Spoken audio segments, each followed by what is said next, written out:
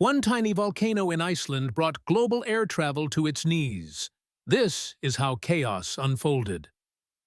April 14, 2010. Eyjafjallajökull erupted, spewing glass-rich ash 30,000 feet high. Deadly to jet engines. For 8 days, 100,000 flights were grounded. 10 million travelers stranded. The world lost $5 billion.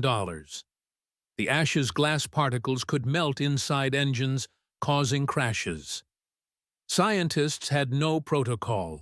They shut down everything, from Kenyan flower farms to German car factories. The world learned how fragile modern travel really is. Could this happen again? Comment your thoughts and subscribe for more unseen disasters.